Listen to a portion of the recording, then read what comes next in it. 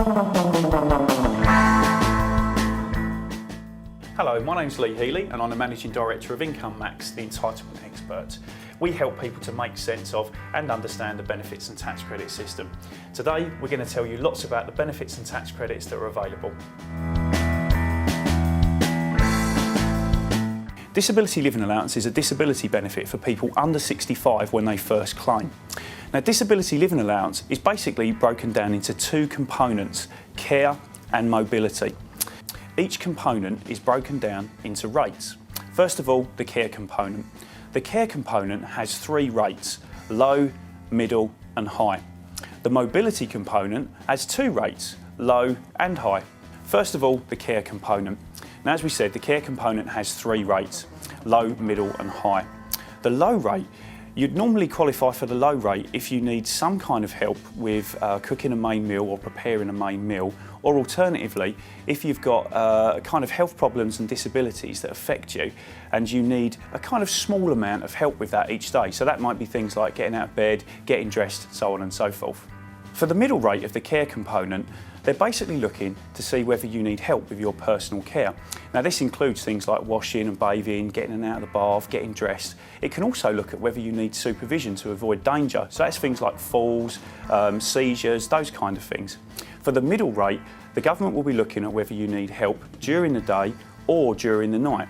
Now, the high rate has similar rules to the middle rate, apart from it's looking to see whether you actually need this kind of help both during the day and during the night. So basically, just to summarise, the care component is broken down into low, middle and high rates. Now, the mobility component is slightly different. For the mobility, it has low and high rates, so two rates. The low rate mobility component is basically looking to see whether you need guidance and supervision when outdoors.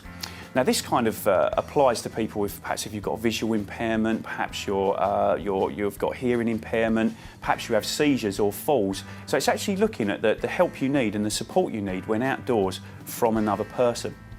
The high rate mobility component is a little bit different. It's more concentrated on kind of physical walking problems.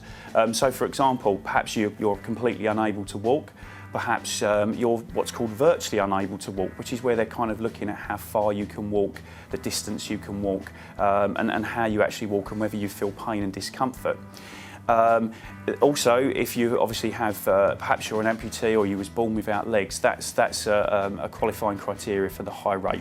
There's also a special rule for the high rate mobility, looking at basically what they call severe mental impairment. With that particular category, they're also going to be looking to see whether you've got the high rate of the care component as well. So just to summarise on the mobility, we've got two rates, that's the low rate and the high rate mobility. It's worth mentioning that for children, the mobility component has some restrictions. So for example, children under 5 are basically unable to claim the low rate mobility, and children under 3 are unable to claim the high rate mobility. For information on all disability living allowance rates, it's worth visiting the Disability Alliance website. You can visit that at www.disabilityalliance.org. This is a guide to disability living allowance rates.